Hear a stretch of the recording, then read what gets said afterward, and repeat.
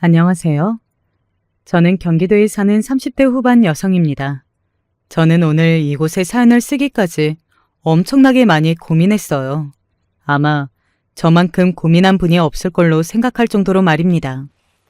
제 이야기를 끝까지 들어주시면 제가 왜 고민을 했는지 다들 아실 수 있으실 겁니다.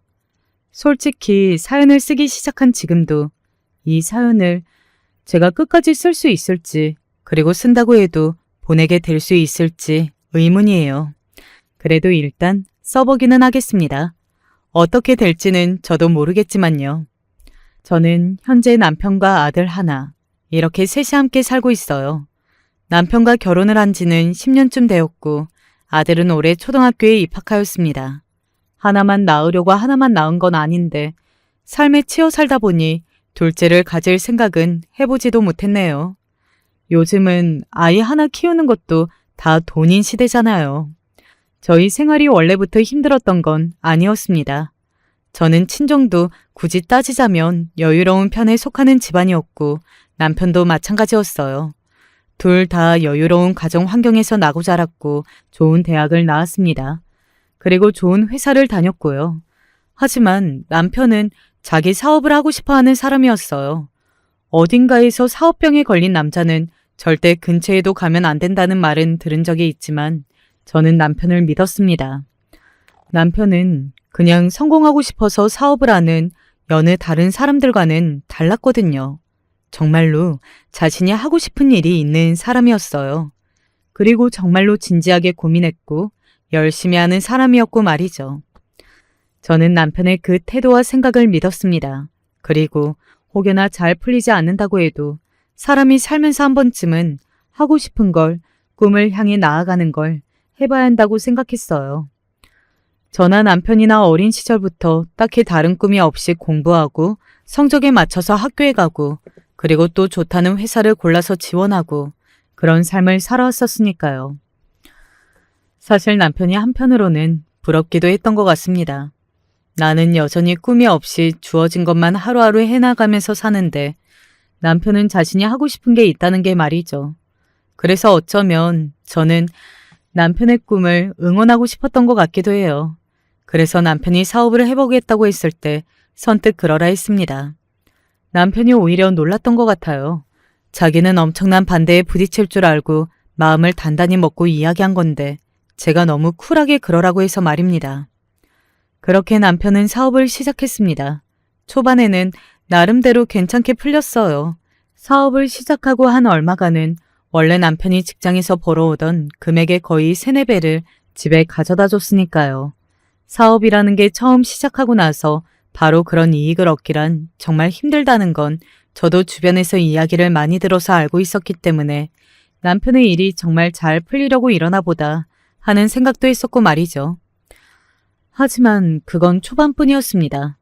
그 뒤로 몇 년간은 정말 인고의 시간이었던 것 같아요. 미안. 정말 미안해. 조금만 더 버텨보면 안 될까? 아직은 견딜만 해. 그리고 아직은 빚도 없잖아. 남편은 꽤 오랜 시간 집으로 생활비 한 푼 가져다 줄 수 없었습니다. 당연히 생활비는 제가 벌어야만 했고요. 그게 시작된 시기가 지금 저희 아들이 4살이 되던 해였을 쯤이니 그렇게 생활한 지는 이제 4년 정도 되었네요. 제가 왜 둘째를 가질 마음의 여유가 없었다는 건지 아시겠죠? 양가의 집안이 여유로운 편이기는 했어도 사업을 다 지원해 줄 정도는 아니었습니다. 아주 정말 피치 못할 사정으로 급한 돈은 조금 해줄 수 있는 정도여도 말이죠. 그마저도 양가에서 한두 번씩 받고 나니 더는 이야기를 하지 못하겠더군요. 저나 남편 모두가 말입니다. 이제 와서 돌이켜 생각해보면 그때는 그만두라고 저라도 나서서 타일렀어야 했던 것 같아요. 만약 그랬다면 그 뒤에 그런 일들이 일어나지 않았을지도 모르니까요. 저는 언니가 한 명 있습니다. 언니는 저보다 훨씬 잘난 사람이었어요. 외모도 외모지만 성격이나 공부도 저보다 훨씬 낫고 잘난 사람이었습니다. 형만한 아우 없다 그 말을 몸소 증명하는 사람이었어요. 어린 시절에는 그런 언니에게 열등감을 느끼기도 했던 것 같아요. 모든 사람이 언니만 예쁘다고 하고 언니만 잘났다고 하고 뭐 그러는 것 같았으니 저로서는 조금 그럴만했다고는 생각합니다. 당시에는 저도 사춘기였고 어렸으니 말이죠. 하지만 자라면서 저희 자매는 정말 잘 지냈어요. 누가 물어도 저는 언니랑 정말 친하다고 대답할 수 있을 정도로 말이죠. 언니는 제가 결혼하고 그 다음 해에 결혼했습니다. 연애 결혼이던 저와는 달리 언니는 선을 봐서 한 결혼이었어요. 저는 선호하는 만남의 방식은 아니기는 했지만 언니의 성향에는 그게 맞다고 생각했던 것 같습니다. 언니는 내성적이라 밖에서 남들과 잘 어울리는 성격이 아니었고 그리고 공부, 일, 집, 뭐 이런 것밖에 모르는 사람이었거든요. 너희 언니는 누구랑 억지로 만나게 해야 해. 안 그러면 절대 남자도 못 만나고 평생 혼자 저렇게 늙을 거다. 언니를 조금이라도 아는 사람들이라면 엄마의 그 말이 과장이 아니라는 건 알 수 있었을 겁니다. 이 정도만 이야기하더라도 저희 언니가 어떤 성격의 사람인지 대충 아실 수 있으시겠죠? 그래서 저는 좋은 사람이라면 상관없다고 생각했던 것 같아요. 언니는 형부의 첫 만남 이후에 저에게 이렇게 이야기했었습니다. 사람이 참 남자다워. 그거 칭찬이야? 아니면 욕이야? 일단은 칭찬이야. 더 만나봐야긴 하겠지만. 나중에 언니가 결혼하겠다고 형부를 저에게 소개해줬을 때 언니가 형부를 처음 만나고 와서 왜 그런 말을 했는지 바로 알겠더군요. 형부는 생김새부터 말투 그리고 행동 하나하나가 남자다운, 뭐 좋게 말하면 그런 거고 조금 거친 편인 사람이었습니다. 제가 고향이 지방이고 또 남중남고를 다 나와서 입도 험하고 막 뭐 넘어뜨리고 이런 거 잘합니다. 그래도 나쁜 사람은 아니니 걱정하지 마셔요. 그렇게 말하며 허허 웃는 형부를 보고 언니가 왜 이 사람이랑 결혼했다고 한 건지도 알겠더군요. 그런 얼굴로 그렇게 웃으니 사람이 참 천진해 보였습니다. 그래서 저도 형부에 대한 첫인상은 나쁘지 않았어요. 형부는 고향이 지방이었습니다. 듣기로는 사돈댁이 지방에서 땅이 많은 땅부자라고 들었어요. 뭐 그래서인지 형부는 뭐든 턱턱 샀고 언니에게 비싼 선물들도 많이 했던 것 같아요. 그리고 형부는 흔히들 이야기하는 그 지역의 자랑인 사람이었습니다. 동네에서 서울로, 그것도 들으면 누구나 알만한 유명한 대학을 진학한 사람은 형부밖에 없다는 이야기를 들었던 적이 있거든요. 뭐 집안에 돈이 많아서 온갖 과일을 다 해가며 온 거긴 하지만 그래도 그 동네에서는 흔하지 않은 일이었기 때문에 형부의 부모님이 상당히 좋아하셨다고 말이죠. 언니는 그런 형부가 다 마음에 든다고 했습니다. 그런데 한 가지 거슬리는 게 있다고 하기는 했어요. 사람이 너무 즉흥적이기는 해. 하고 싶은 건 다 해야 하는 성미이기도 하고. 그런데 그런 모습에 끌린 거 아니야? 참 이상하게도 또 그런 게 멋져 보이더라. 나는 너무 정해진 삶만 살아서 그런지. 언니는 형부의 즉흥적이고 하고 싶은 건 다 하고 참지 못하는 성격이 걱정이라고 말하면서도 또 그런 모습의 형부에게 매력을 느낀 거긴 하거든요. 내성적이고 소심하고 표현하지 못하는 언니와는 정반대의 사람이었으니 말이죠. 그래도 사람들이 다들 연애랑 결혼은 다르다고들 하잖아. 연애는 그런 사람이랑 해도 결혼은 그런 사람이랑 하면 안 된다고. 언니 배우자니까 언니가 고민해보고 결정해. 나는 언니 편이니까. 그렇게 이야기하면서도 사실 속으로는 알고 있었던 것 같아요. 언니는 형부랑 결혼하는 걸 택할 거라는 걸 말이죠. 많이 좋아하는 게 보였거든요. 언니가 그렇게 다른 사람 이야기를 많이 하는 것도, 다른 사람을 신경 쓰는 것도 저는 난생 처음 보는 일이었으니까 말입니다. 그리고 저의 예상대로 언니는 형부와 결혼했습니다. 그리고 언니의 예상대로 형부는 결혼한 지 얼마 되지 않아 어느 날 언니에게 아무런 상의도 없이 회사를 그만두고 자기 사업을 시작했어요. 너무 즉흥적이라 걱정된다던 언니의 말이 그냥 기우가 아니었던 거죠. 제가 냉정하게 봤을 때는 남편이 준비하고 하는 사업이 훨씬 비전이나 아이디어, 모든 것들이 다 좋은 것 같아 보였지만 사업이 꼭 그것만으로는 되는 건 아니었더라고요. 가장 중요한 건 바로 운이었습니다.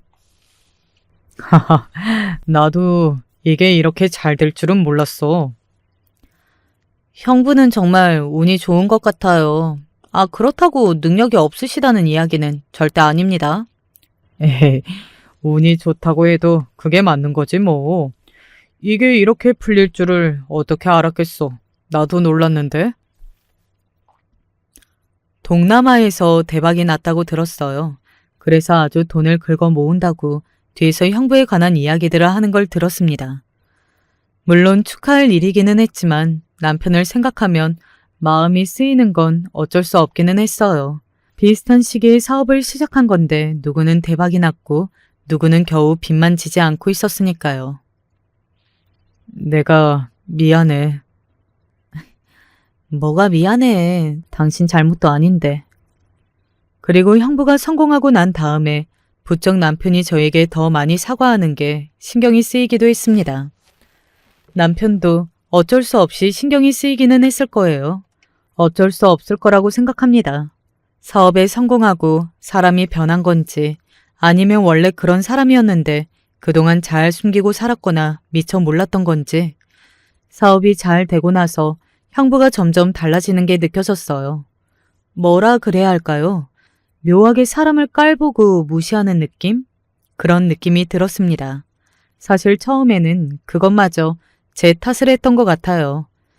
내가 어딘가에서 자격지심 같은 게 생긴 건 아닌지 형부는 달라진 게 없는데 혼자 괜히 저 사람이 잘 되니까 나를 무시하는 것 같고 그런 기분을 느끼는 건 아닌지 하면서 말이죠. 하지만 아니었습니다. 형부는 아주 확실하게 저희를 무시하고 있었어요. 아니, 특히 남편을 말이죠. 하루는 이런 말을 하더군요. 그냥 이제라도 그만두고 다시 회사를 다니는 건 어때? 형부의 그 말에 남편이 순간 당황한 게 보였습니다. 하지만 남편은 그냥 웃었어요. 조금만 더 해보고요. 조금만 더 해보다가 그 소리 하다가 망한 사람들 내가 한둘 보는 줄 알아? 그리고 한 집안의 가장이 돼서 언제까지 마누라 저렇게 고생시킬 거야? 딱 보니 생활비도 제대로 못 가져다 줄 것 같은데 그 지경이 되면 솔직히 그만둬야 하는 거 아니야? 적어도 내 집안 식구들은 고생시키지 말아야지. 남편이 가장 민감하게 생각하는 부분이었고 가장 큰 약점이었어요. 아마 형부도 알고 있었을 겁니다. 하지만 남편의 입을 막기 위해서 혹은 기를 죽이기 위해서 아니 설사 진짜 걱정이라 하더라도 그러기 위해서 그 말을 한 거겠죠. 그 말에는 남편이 절대로 반박할 수 없다는 것을 알고 있었습니다. 진짜 망해서 빚더미에 앉아서 후회하면 늦어. 그때는 정말로 되돌릴 수 없다고. 자네 그러지 않을 거라는 보장 있어? 사업하면서 절대 그러지 말라는 법은 없다는 거 배웠을 거 아니야? 그렇죠. 절대란 없죠. 하루라도 빨리 정신 차려. 이만큼 했어도 안 되는 거면 그냥 안 되는 거야. 자기 주제 파악을 빨리 하는 게 사업하면서 얼마나 중요한 건지 잘 알 거 아니냐? 거기서는 참지 못하고 제가 한마디 하려고 했지만 그런 저를 눈치채고 남편이 살며시 제 손을 잡더군요. 아무 말도 하지 말라는 눈빛을 보내면서 말이죠. 그러기 전에 그만둬야죠. 형님 말 새겨 듣겠습니다. 그래. 말만 그렇게 하지 말고 똑똑한 사람이니까 취직도 금방 다시 할 거 아니야. 아니면 나중에 우리 회사 들어와서 일해도 되고. 누가 보면 굉장히 챙겨주는 것 같다 라고 생각할 수도 있겠지만 그 표정과 말투, 모든 것들이 남편을 업신여기고 있다는 게 보여서 너무 기분이 나빴던 것 같아요. 그래서 그날 생각했습니다. 이제 형부와 가깝게 지내지 않아야겠다고 말이죠. 자존감 도둑이라는 말이 있다는 거 아시나요? 함께 있으면 내가 정말 못난 사람이 되는 것 같고 능력이 없는 것 같고 그런 기분이 들게 만드는 사람을 일컫는 말이라고 하더군요. 내 자존감을 훔쳐간다고 말이죠. 형부가 딱 그랬습니다. 언제부턴가, 아니 정확하게 본인의 사업이 성공하면서부터 남편과 저를 만나면 꼭 자신의 자랑으로만 끝나는 게 아니라 남편을 무시하는 걸로 이야기가 마무리됐거든요. 비슷한 시기에 사업을 시작했으니 물론 속으로 비교하고 기분 좋아할 수는 있지만 그래도 사람 간에 지켜야 할 예의라는 게 있고 배려를 해야 하는 거잖아요. 아무리 손 아래의 사람이라고 해도 말입니다. 하지만 형부는 예의, 배려, 뭐 이런 것과는 거리가 멀었어요. 지금 생각해보면 아마도 성공이 주는 변화이지 않았을까 싶습니다. 왜 그런 사람들 보신 적 있으실 겁니다.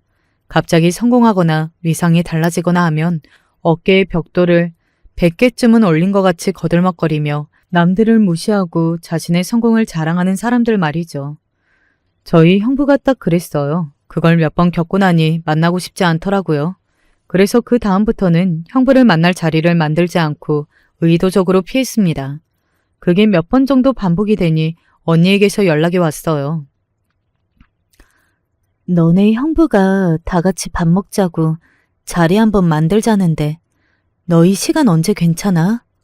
언니의 그 말이 너무 짜증이 났던 것 같아요. 언니는 정말 몰라서 저러는 건지 아니면 모른 척 하는 건지 말이죠. 몰라서 저러는 거면 눈치 한번 더럽게 없다 싶었고 모른 척을 하는 거라면 기분이 더더욱 나빴고요. 그래서 그냥 바로 이야기했어요. 형부랑 같이 밥 먹는 자리는 영원히 시간이 안 괜찮을 예정이야. 라고 말이죠.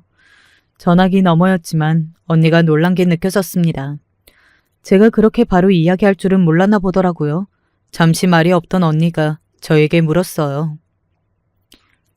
형부가 너 기분 나쁘게 한 일 있었니? 모르는 거야? 모른 척 하는 거야? 어느 쪽이든 둘 다 언니한테 실망이니까 다시는 그런 일로 나한테 연락하고 묻지 마. 나는 형부 따로 볼 일 없어.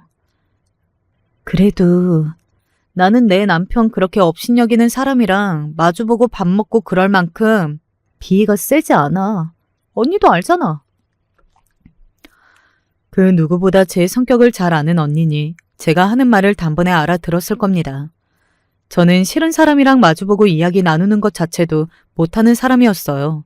제 말을 알아들은 건지 언니는 잔뜩 기가 죽은 목소리로 알겠다고 하고는 전화를 끊더군요. 그리고 한동안 언니에게서는 연락이 오지 않았습니다. 하지만 가족이잖아요.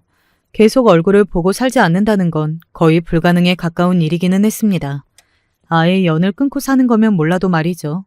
그날은 저희 엄마 생신이었어요. 당연히 가족들끼리 다 같이 모여서 밥을 먹기로 했었고 그런 자리는 도저히 빠질 수 없었습니다.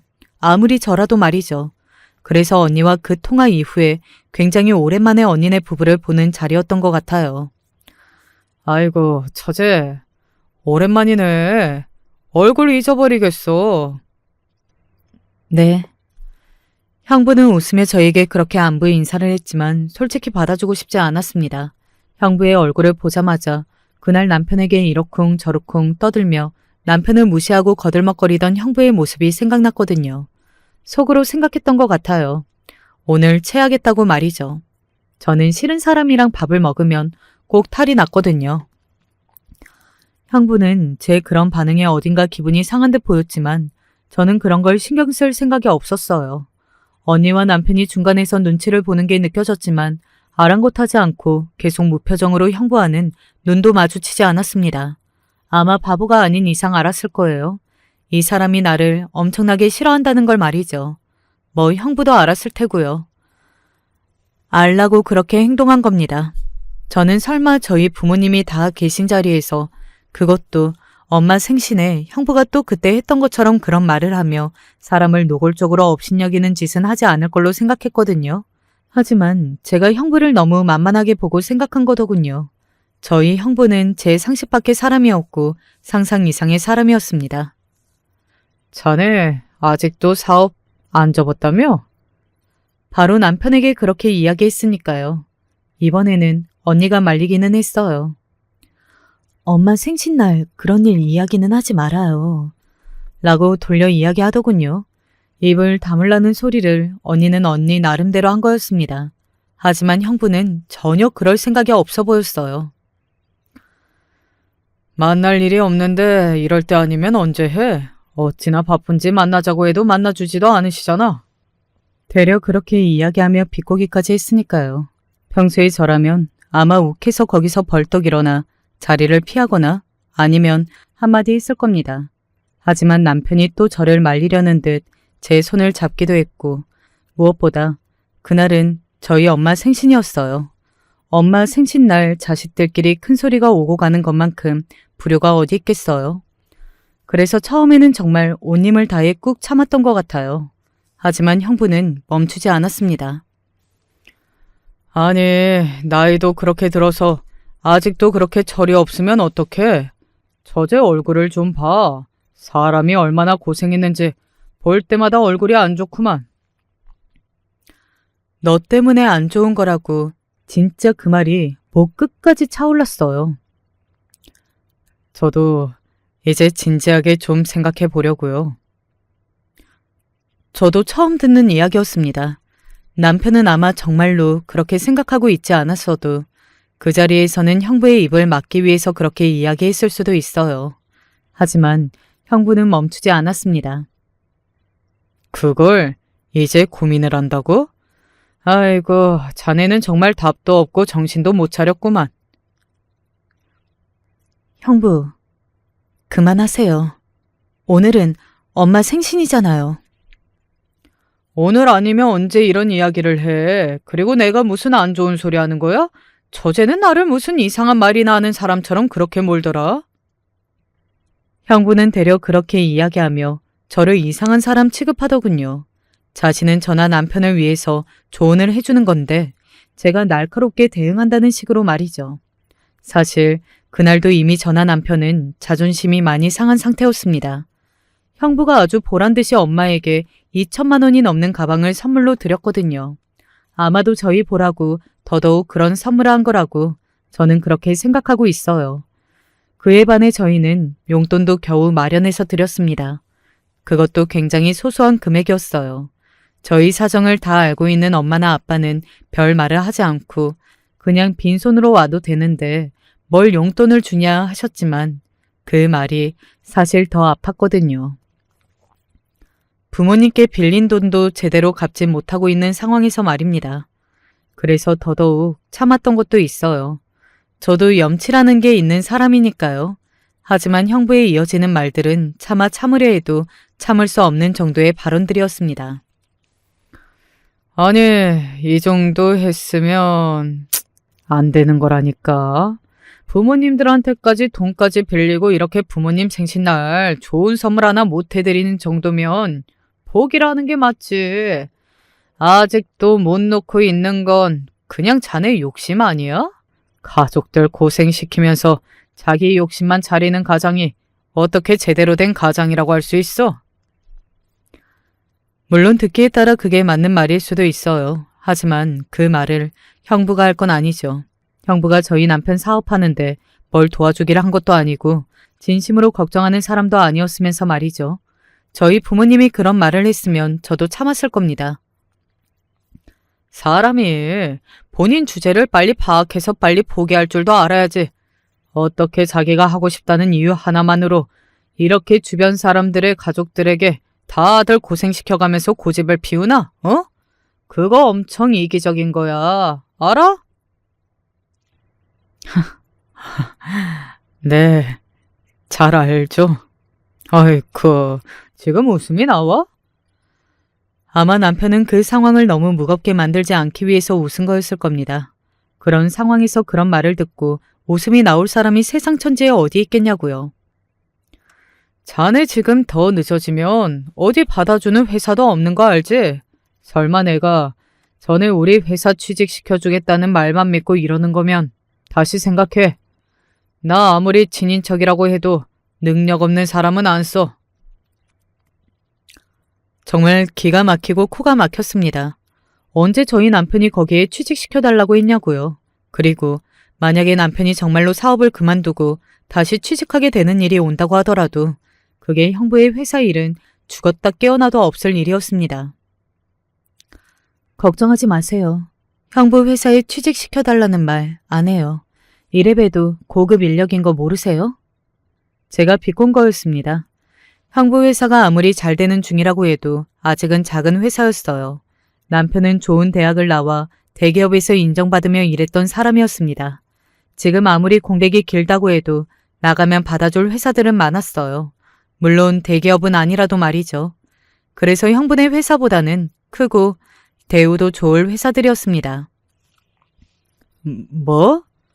형부네 회사 그 정도 아니라고 돌려서 비꼰 거였는데 평소에는 오지게 눈치 없는 척하더니 그건 또 단박에 눈치를 챈 것 같더라고요. 바로 저에게 그렇게 대받아 친 거 보면 말이죠. 형부, 지금 성공해서 기분 좋은 것도 알고 그리고 어깨뽕이 하늘에 치솟고 있다는 것도 너무 잘 알겠는데 형부 회사가 우리 남편 학벌이 들어갈 회사는 아니지 않아요? 형부가 그렇게 좋아하는 현실적으로. 제 말도 다 맞는 말이었습니다. 매번 현실적으로 생각하고 주제를 파악하고 저한테 했던 말들을 제가 그냥 그대로 대받아 친 거였어요. 그런 회사를 우리 남편 같은 좋은 학벌을 가진 사람이 왜 들어가냐는 말을 한 거죠. 형부는 욱한 것 같았습니다. 나보고 지금 주제를 모른다는 거야? 저는 그런 말은 한 적 없는데요. 형부랑 달리 저는 말을 가려서 할 줄 아는 사람이라서. 뭐? 저제 지금 말 다 했어? 덜 했으면요? 이렇게 만나는 사람마다 자기 성공했다고 으스대면서 무시하고 잘난 척해서 형부 옆에 지금 사람들 제대로 붙어 있기나 해요? 다들 뒤에서 엄청 형부 욕하고 있을걸요? 그니까 형부도 정신 좀 차려요. 그러다 결국 옆에 아무도 안 남을 테니까. 이게 보자 하니까. 왜요? 고작 이 정도 말도 못 참아요? 내 남편한테는 이보다 더한 말을 해도 참았는데. 아마 거기서 엄마가 말리지 않았다면 저도 형부도 끝까지 갔을지도 몰라요. 하지만 그 자리에는 부모님이 계셨기 때문에 그렇게까지는 되지는 않았습니다. 엄마가 그만하라고 소리쳤고 그제야 언니와 남편이 저와 형부를 더 적극적으로 말리기 시작했어요. 그만하라고 소리 지르는 장모님을 보고도 더하는 건 본인도 오바라고 생각했던 건지 어떤 건지 형부도 입을 다물었고 말이죠. 그렇게 그 자리가 마무리가 되었습니다. 그 이후로 언니도 같이 만나자는 이야기를 더 이상 꺼내지 않았고 저희 부모님도 언니네와 함께 모일 자리를 아예 만들지 않으셨어요. 연을 끊는다고 선언하고 그런 건 아니기는 했지만 실제로 그런 것과 마찬가지이기는 했습니다. 언니와는 간간히 안부를 주고받기는 했지만 서로 그 이상의 이야기는 절대 꺼내지 않았고요. 그렇게 또 얼마간의 시간이 지났던 것 같아요. 남편은 정말로 사업을 접으려고 했습니다. 하지만 중간에 또 한 번 잘 풀릴 뻔한 기회가 찾아온 모양이었어요. 하늘도 참 얕궂죠. 그렇게 마음을 꼭 접으려고 하면 선심을 쓰듯 기회를 한번 쓱 던져주니 말입니다. 하지만 그게 바로 성공으로 이어지지는 않았어요. 성공으로 이어지지 않았다면 다행이죠. 사업이 힘들어졌습니다. 돈 때문에 사업을 접어야 하는 상황이 온 겁니다. 망하거나 한 건 아니었는데 자본의 문제가 컸어요. 사업이 잘 되려면 투자라는 것도 해야 하는 건데 전혀 그럴 돈이 없었으니까 말이죠. 이미 합법적인 방법으로는 여기저기서 돈을 다 끌어다 쓴 상황이었습니다. 더 이상 돈 나올 곳이 없기는 했어요. 남편이 어느 날 진지한 얼굴로 제게 이러더군요. 나 이제 정말 그만해야 하나 봐. 나는 정말 주제를 몰랐던 것 같아. 애초에 시작을 하지 말았어야 했는데.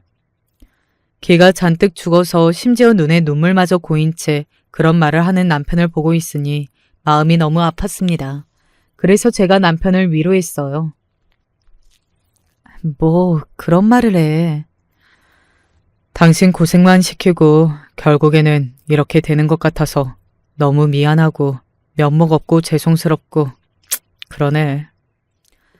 남편의 그 심정이 너무나 이해가 되었습니다. 남편은 아마 정말 딱 죽고 싶었을 거예요. 남편 성격에 이만큼 오래 아내를 고생시키고 가족들에게 돈도 빌리고 또 이제는 은행 빚까지 지게 된 상황에서 결국은 성공하지 못한 채 실패하게 된 거라는 게 말입니다. 하지만 또 남편 성격에 죽을 거라는 생각은 못했을 겁니다.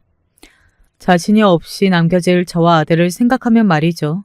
그런 남편을 너무 잘 알아서 마음이 너무 아팠습니다. 그거 아세요? 정말 인간관계가 명확하게 정의가 되는 시점은 내가 힘들 때라는 거 말입니다. 다들 연락이 되지 않더군요. 뭐 이해가 아예 되지 않는 건 아니었습니다. 혹시나 제가 돈을 빌려달라고 할까봐 그게 겁이 났던 거겠죠. 저도 그런 의도가 맞기도 했고 말입니다. 하지만 연락까지 안 받을 필요는 없잖아요. 빌려줄 수 없다고 했으면 저도 받아들였을 겁니다. 하지만 아예 연락도 받지 않고 손절하는 친구들을 보면서 정말 마음의 상처를 많이 받았던 것 같아요. 물론 연락이 되는 친구들도 있기야 했습니다. 하지만 그 친구들은 여유가 되지 않는 친구들이 대부분이었어요. 참 신기하죠? 돈이 좀 있다는 친구들은 하나같이 연락이 되지 않았는데 제가 알기로 힘든 친구들은 하나같이 먼저 연락이 와서 도와주고 싶은데 그럴 수 없어 미안하다고 말하더군요. 그 친구들이 아니었으면 저는 정말 세상과 인간에 대한 혐오의 감정만 남았을 것 같아요. 아무튼 그렇게 돈 나올 구석이 정말 하나도 없다는 걸 끝까지 몰려서 알게 되었을 때 마침 단 한 사람 생각이 나기는 했습니다. 모두의 예상대로 그건 바로 형부였어요. 죽었다 깨어나도 절대 그 사람에게만큼은 아쉬운 소리를 하고 싶지 않았는데 제 주변에서 돈이 가장 많은 사람도 그 사람이기는 했어요. 하지만 저는 형부에게는 도저히 돈을 빌려달라는 이야기를 할 수가 없을 것 같더군요. 그러던 어느 날 언니에게 먼저 연락이 왔습니다. 요즘 힘들다며? 언니가 그건 어떻게 알아? 나 정말 너 걱정돼서 전화한 거니까 화내지 마. 저도 모르게 언니의 전화를 굉장히 삐딱하게 받았나 보더라고요. 미안. 내가 요즘 예민해서 나도 모르게. 아니야. 당연히 그럴 수 있지. 사실 내가 오늘 전화한 건 언니가 굉장히 조심스럽게 꺼낸 이야기는 이랬습니다. 자신이 요즘 저희 집이 힘들다는 걸 형부에게 이야기했는데 형부가 얼마나 필요하냐 했다는 겁니다. 그래서 왜? 빌려주려고? 라고 물었더니 그래도 가족인데 그렇게 힘들면 도와줘야지 라고 형부가 했다고요. 형부가 정말로 그렇게 이야기했다고? 얼마가 필요하냐고 묻던데? 사실 형부의 그 말이 고지고대로 들리지는 않았어요. 당연히 그럴 수밖에요. 형부가 그동안 저와 남편에게 해온 것들이 있는데 말입니다. 돈을 빌려준다는 명목으로 또 저희에게 막말을 해대겠죠. 이제는 더더욱 말입니다. 그럴 권한이 생겼다고 생각할 테니까요. 그래서 정말로 어지간하면 절대 형부에게는 손을 벌리고 싶지 않았어요. 그 끝이 어떻게 될지는 너무나 명확하게 예상이 되었고 그 예상은 절대 빗나갈 일 없었을 테니까요. 하지만 솔직히 저희에게는 다른 방법이 없기는 했습니다. 사업을 다 접고 은행 빚을 갚아가며 힘들게 살거나 눈앞에 온 기회를 한 번 더 잡아보거나 그 둘 중에 하나밖에 없었어요. 그리고 무엇보다 이렇게 포기를 하면 남편이 평생 후회할 게 뻔했습니다. 사업을 실패해서 접는 것도 아니었고 지금 한 번 더 기회가 왔는데 자본금이 없다는 이유만으로 접는 거니까 말이죠. 사실 저도 엄청나게 고민했지만 그 고민의 끝을 이미 스스로 알고 있기는 했어요. 형부를 찾아가서 고개를 숙이는 거 말입니다. 그래서 그냥 하루라도 빨리 가기로 하고 언니에게 전화해 약속을 잡았어요. 그런데 그걸 어떻게 알고서는 남편이 본인도 같이 가겠다고 하더군요. 무슨 소리를 들으려고 그래. 그냥 내가 다녀올게. 따지고 보면 내가 빌리는 건데 당신 혼자 가는 게 더 말이 안 되지. 남편은 강경했습니다. 아마 저를 혼자 보낼 수 없다고 생각했던 것 같아요. 그래서 형부를 만나러 가는 자리에 저와 남편이 함께 갔습니다. 그리고 그날 이 모든 일의 결정타가 되는 일이 일어났어요. 내가 이럴 줄 알았다니까. 시작부터 저희를 깔보고 비꼬기 시작했어요. 내가 주제 파악 일찍 하라고 할 때 내 말을 들었으면 이런 일이 없잖아. 그러게요. 그때 형님 말을 들었어야 했는데. 남편은 그냥 다 수긍하는 거로 가기로 하자고 이미 이야기하고 온 상황이었습니다. 형부가 무슨 말을 해도 형부의 말이 다 맞다고 하고 또 심한 말을 들어도 한 귀로 듣고 한 귀로 흘리라고요. 말은 지나가면 사라지는 거니까 그냥 생각하지 말고 흘리자고 말입니다. 왜 이렇게 똥꼬집을 피우고 가족들을 다 고생시키느냐고. 결국은 이렇게 되잖아. 내 말이 다 맞잖아. 형부는 자기 말이 맞다는 걸 증명하기 위해서 저희 두 사람에게 돈을 빌려주겠다고 하고 불러낸 걸로 생각했습니다. 거봐, 내 말이 맞지 않냐고. 내 말이 맞는데 니들은 왜 그렇게 나한테 개겼냐고요. 그러니까요. 형님이 다 세상을 더 오래 사셔서 저보다 더 잘 아셔서 하신 말일 텐데. 형부는 거 봐라 하는 얼굴로 으스대며 앉아있더군요. 정말 성격 같아서는 그 뒤통수를 한 대 후려 갈기고 싶은 그런 얼굴과 표정이었습니다. 정말 세상에서 가장 거들먹거리는 사람처럼 말이죠. 그래서 얼마가 필요한데? 형부는 굉장히 으스대는 표정과 몸짓으로 그렇게 이야기하더군요. 저는 정말 입이 떨어지지 않았습니다. 도저히 그런 형부의 모습이 참아지지 않더라고요. 정말 많이 세뇌하면서 온 자리였거든요. 형부가 무슨 말을 해도 무슨 행동을 해도 참아야 한다 라고 스스로에게 한 1000번쯤은 이야기했었는데 그 표정을 보니 그러기 너무 힘들었습니다. 남편이 형부에게 필요한 금액을 이야기했어요. 형부는 팔짱을 끼고 다리를 꼬고는 이렇게 말했습니다. 생각보다 금액이 크네. 네, 좀 그렇죠. 부담되시면 다는 안 빌려주셔도.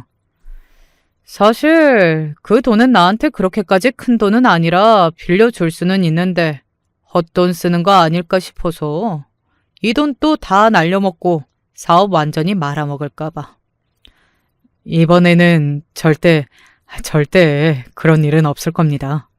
그걸 어떻게 믿어? 제가 어떻게 하면 믿으실 수 있겠어요? 남편의 그 말에 형부는 한쪽 입꼬리를 당겨 웃었습니다. 그 웃음에 저는 소름이 끼쳤어요. 그리고 어딘가 굉장히 불안한 예감이 들기 시작했습니다. 그리고 그 불안한 예감은 적중했어요. 왜 그런 예감은 언제나 예외 없이 적중하는 건지 모르겠습니다. 개처럼 짖으면서 내 신발이라도 핥아봐. 순간 저는 제가 잘못 들었나 했어요. 그리고 그건 남편 또한 마찬가지인 듯 보였습니다. 남편의 표정도 지금 내가 무슨 소리를 들은 거지? 하는 얼굴이었거든요. 저희 두 사람의 그런 표정에도 형부는 아랑곳하지 않고 말을 이어갔습니다.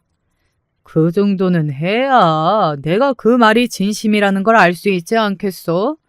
그 정도도 안 하고 그 큰 돈을 빌려가려고 했다는 말이야? 양심도 없이? 명백한 조롱이었어요. 지금 와서 생각해보면 형부는 처음부터 저희에게 돈을 빌려줄 생각이 없었는지도 모르겠습니다. 그냥 저희 두 사람을 불러다 놓고 그것 봐, 내 말이 다 맞지 않았느냐? 하며 조롱만 할 생각이었을지도요. 그냥 가자. 여보, 일단 인간 쓰레기 같은 새끼한테 돈 빌리지 말자. 뭐? 인간 쓰레기? 돈을 빌미로 사람 불러다 내놓고 개처럼 짖으라는 둥, 신발을 핥아보라는 둥, 그런 쓰레기들만 뱉는 말을 하고 있는 게 인간 쓰레기가 아니고 뭔데? 그렇게 말하고서는 남편의 손을 잡고 그 자리에서 나왔습니다. 역겨워서 더 이상 마주보고 있고 싶지도 않았어요. 그리고 집으로 가는 내내 눈에서 눈물이 뚝뚝 흘렀습니다. 남편은 그런 저를 보고 차마 아무 말도 하지 못하고 그저 손만 꽉 잡아줄 뿐이었어요. 저는 다짐했습니다. 형부를 절대 가만두지 않겠다고 말이죠. 언니에게 문자를 남겼어요. 언니 남편이 우리 남편에게 개처럼 짖어보라는 둥, 신발을 핥아보라는 둥 하는 소리를 해댔다고. 나는 언니 남편을 형부로 대접할 생각 이제는 꿈에도 죽어도 없으니 언니가 언니 남편이랑 사는 동안은 언니를 보는 일은 없을 거라고 말이죠. 그 뒤로 언니에게서 연락이 왔지만 깡그리 무시했어요. 나중에 들은 바로는 그 뒤로 언니랑 형부도 엄청나게 다투고 싸웠다고 하더군요. 그리고 저는 다음날 바로 형부에 대한 복수를 실행했습니다. 저는 알고 있었거든요. 형부의 회사가 아주 많은 금액이 되는 돈을 탈세하고 있다는 사실을 말입니다.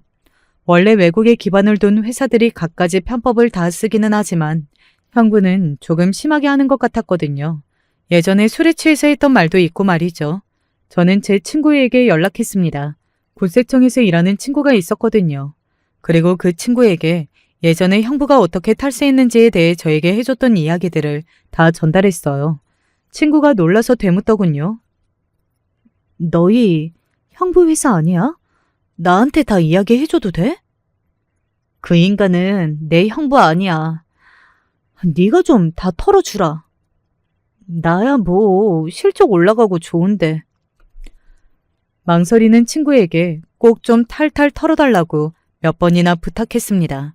엄청난 금액이 징수될 수 있다고, 어쩌면 회사가 망할 수도 있는데 괜찮냐고 친구가 몇 번이나 되물었어요. 그건 제가 오히려 바라는 바라고 대답해주고 전화를 끊었습니다. 그리고 얼마 가지 않아 형부의 회사가 세무조사에 들어갔다는 이야기를 건너서 전달받을 수 있었어요. 굉장히 강도 높은 세무조사라고 말이죠. 그리고 또 얼마 지나지 않아 형부의 회사가 정말로 망할 위기라는 말을 전해 들었고, 그리고 또 얼마 있지 않아 이런 소식이 들었습니다. 은영아, 나 지금 병원인데 좀 와주라. 무슨 일인데? 언니 어디 아파? 그게 아니고 네 형부가 아파트 옥상에서 뛰어내렸어. 순간 누군가가 제 머리를 한 대 친 듯한 느낌이 들었습니다. 물리적인 충격이 없어도 그런 기분이 들 수도 있다는 걸 그때 처음 알게 되었던 것 같아요. 그런 결말일 거라고는 정말이지 단 한 번도 상상조차 해본 적이 없었습니다. 당연히 그런 결말을 바란 적도 단 한 번도 없었고 말이죠. 병원으로 가는 내내 손이 엄청나게 떨려왔어요. 멍한 얼굴로 앉아있는 언니를 보고서는 주저앉고 싶은 기분이 들었습니다. 이걸 바란 건 아니라고, 이렇게 되길 원한 건 정말 아니었다고, 그리고 형부는 뻔뻔한 사람이니까 그냥 그런 선택을 하지는 않을 거라고 그렇게 생각했던 것 같아요. 사실 최근에 이혼 이야기를 하고 있기는 했거든. 어? 이번 세무조사 때문만은 아니고, 나도 사람이고 우리 가족인데 어떻게 너한테 그렇게 막한 사람이랑 아무렇지 않은 얼굴을 하고 살 수 있겠니? 그리고 그동안 나한테도 우리 가족에 대해서 막말이 심하기도 했고, 이번 일 아니라도 이혼을 할 거긴 했어. 언니가 진지하게 이혼을 생각하고 준비 중이었다는 건 정말 처음 듣는 이야기였습니다.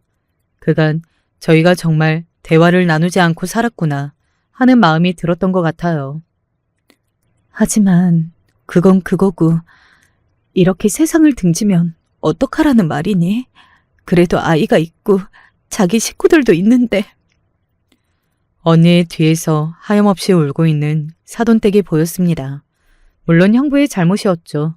탈세를 엄청나게 많이 했고 또 그걸로 조사받고 잘못한 일에 대해 징수를 한 거긴 하니까요. 하지만 어찌 되었든 간에 먼저 제보를 한 사람이 저이기는 하잖아요. 마치 저 때문에 그렇게 된 것 같은 기분을 피할 수는 없었습니다. 아이고, 우리 아들 어떡하니? 네가 이렇게 가면 이 엄마는 어떻게 살라고? 아이고, 이거사. 그 울음소리가 제 심장을 찔렀습니다. 도저히 무슨 말을 해야 할지, 어떤 행동을 해야 할지 하나도 모르겠더군요. 생각보다 언니는 버틸만해 보이기는 했어요. 그 점은 그나마 다행한 일이기는 했습니다. 그리고 빚도 언니나 조카한테, 그리고 본인의 가족들한테까지 대물림 될 만큼은 아니기는 한 듯 싶더군요. 그냥 갑자기 하루아침에 망하게 되어서 그 자존심에 그걸 버티지 못하고 그런 선택을 한 것 같다는 이야기를 사람들끼리 나누는 걸 들을 수 있었습니다. 저도 사람인데 당연히 엄청난 죄책감을 느꼈습니다. 정말 제가 그렇게 만든 것 같은 기분이 들었거든요. 그 일이 있고 국세청에 다니는 그 친구에게서 다시 연락이 왔어요. 너만 이야기하지 않으면 네 제보로 내가 일을 시작했다는 건 아무도 모를 거야. 그리고 죄책감 가질 필요도 없는 게, 어차피 너희 형부 회사는 여러 가지 정황이 많아서 내부적으로도 주목하고 있던 회사였어. 네 제보가 아니었더라도 언젠가 조사에 들어갔을 거야. 그리고 그 사람이 잘못을 저지른 것도 맞고. 친구는 그렇게 이야기하며 저를 위로해 주기는 했습니다만 제 기분은 하나도 나아지지 않았어요. 저는 그때도 지금도 여전히 엄청난 죄책감에 시달리고 있습니다. 자신에게 나 때문이 아니다, 나 때문이 아니다 이렇게 하루에 수백 번씩 이야기를 하고 있기는 했지만 그 마음이 사라지지는 않는 것 같아요. 제가 친구에게 형부의 탈세를 제보했다는 사실은 그 아무도 모릅니다. 심지어는 남편도 알지 못해요. 제가 지금 이곳에 사연을 쓰게 된 이유는 바로 이 사실 때문입니다. 저는 사실 털어놓고 싶은 마음, 아니 털어놔야 하나 싶기는 하거든요. 적어도 남편과 언니에게는 말입니다.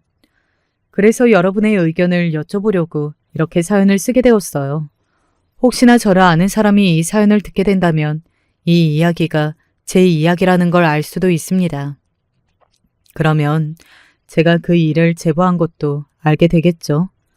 그런 위험성 때문에 제가 지금 마지막에 마지막까지 사연을 보내야 하나 말아야 하나 고민하고 있기는 하고 말이죠. 하지만 저는 도저히 양심상 아무도 모르게 이 일을 묻고 지나갈 수는 없어요. 내내 가슴 안에 응어리가 져서 병이 될 것 같거든요. 그래서 누군가에게라도 털어놓고 싶습니다. 그것 또한 사연을 쓰게 된 이유 중에 하나고요. 여러분은 이 이야기를 처음부터 마지막까지 들으셨으니까, 그리고 이 이야기에는 제 심정이 구체적으로 자세히 적혀 있으니까 더 잘 판단해 주시리라 생각합니다. 어떻게 생각하시나요? 제가 이 이야기를 언니나 남편에게 털어놓는 게 맞다고 생각하시나요? 아니면 이대로 묻고 지나가는 게 맞다고 생각하시나요? 그리고 그렇게 생각하신다면 그 이유가 뭔지도 꼭 알려주세요. 저는 지금 간절한 마음으로 여쭤보는 거니 꼭 의견 남겨주시면 너무 감사하겠습니다. 엊그제 언니를 만났습니다. 언니는 생각보다 괜찮아 보이기는 했어요. 생각보다 괜찮긴 해. 죽은 사람한테는 미안하긴 하지만. 언니가 괜찮은 게 중요하지 뭐. 시어머니는 아직도 병원이신 것 같기는 하더라. 그 말을 듣는데 다시 쿵 하고 심장이 내려앉더군요. 충격으로 병원에 입원해 계신다는 이야기를 전에 들었던 적이 있거든요. 그 어떤 자식이라 하더라도 부모에게 자식은 세상에서 가장 소중한 존재잖아요. 그래서 언니보다도 그 집 부모님을 생각하면 이루 말할 수 없는 죄책감이 몰려오곤 합니다. 이 사연을 쓰는 지금도 손이 벌벌 떨릴 만큼 말이죠. 형부의 회사는 고비를 한번 넘기긴 했다고 들었습니다. 최종적으로 망하지는 않았다고요. 하지만 굉장히 힘들어져서 예전만큼의 이익을 얻기는 힘들 거라고들 하더군요. 경영권 문제로 내부적으로 이슈가 있다는 말과 직원의 반 이상이 잘렸다는 이야기를 들었습니다. 그 이야기를 마지막으로 형부의 회사에 관한 이야기는 더 이상 들을 수는 없었어요. 아니, 제가 일부러 듣지 않으려 피한 게 맞는 거겠죠. 그리고 이 와중에 남편의 사업은 조금 잘 풀려서 지금 분위기가 좋아요. 이게 무슨 인생의 장난인지 모르겠습니다. 하늘이 무슨 장난을 치는 건가 싶은 마음이 들 때도 있는 것 같아요. 이렇게 쓰면서 다시 한번 생각해보니 정말 말도 안 되는 일들을 제가 겪기는 했네요. 마치 무슨 영화나 드라마에서나 나올 법한 일들이라 그런 건지 가끔 현실성이 없게 느껴지기도 하는 것 같습니다. 저게 정말 나한테 일어났던 일이라고? 뭐 그런 기분이 들 때도 있거든요. 이런저런 제 생각을 주절주절 이야기하다 보니 사연이 너무 길어진 것 같네요. 하지만 그럴 수밖에 없는 이야기라고 생각했기 때문에 들으시는 여러분들도 이해해 주실 거라고 생각합니다. 너무 무거운 이야기잖아요. 사실 이야기를 쓰는 내내 눈물이 나왔거든요. 아직도 많이 힘듭니다. 저는 이제 그만 이야기를 마무리해야 할 것 같습니다. 사연을 마무리하기 전에 한 번 더 꼭 부탁드릴게요. 제가 이 고백을 하는 게 맞는 건지, 한다면 누구에게 하는 게 맞는 건지 여러분의 의견을 꼭 남겨주세요. 어떠한 말도 흘려듣지 않고 진지하게 생각하고 고민해 보겠습니다. 당장 내일 무슨 일이 일어날지 모르는 게 인생사라지만 저에게는 너무 갸륵한 게 아닌가 하는 생각이 드는 요즘인 것 같습니다.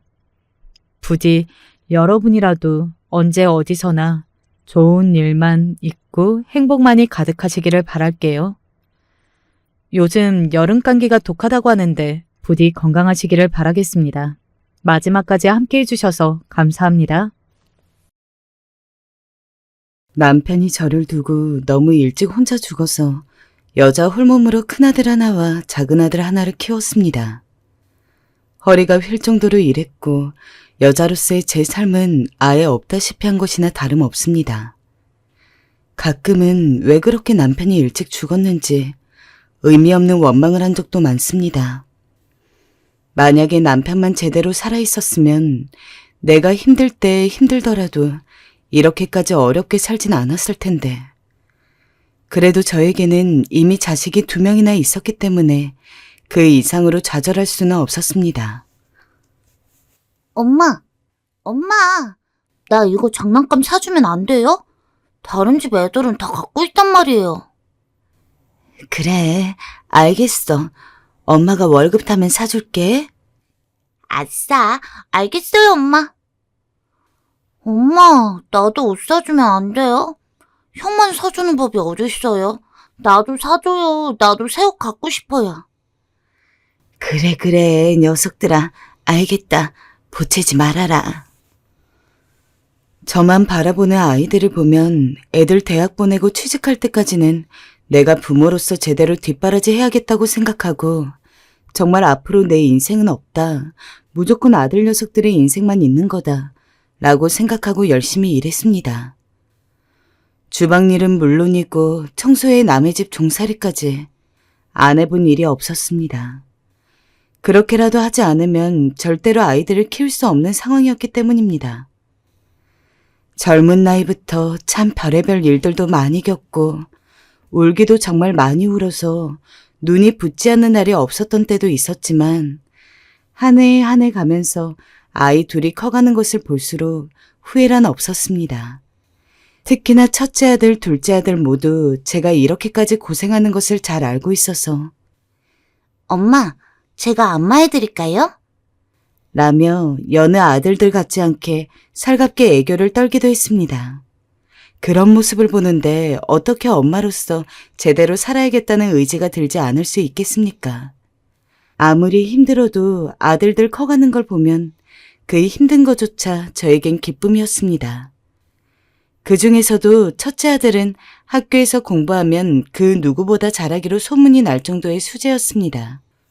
가끔 학부모 상담으로 학교에 찾아가면 선생님들은 하나같이 입을 모아서 저희 첫째 아들은 솔직히 이런 데서 공부할 인재가 아닌 것 같다. 어디 영재원이라도 들어가야 하는 거 아니냐며 칭찬 일색이었습니다. 아무것도 모르는 까막눈인 제가 봐도 아들은 학교 성적도 잘 받아오고 평소 어렸을 때부터 질문하는 것을 들으면 그 나이대의 애들은 할 만한 질문을 안 하고 어디 어른들이나 할 법한 질문을 해서 저를 놀라게 한 적도 있습니다.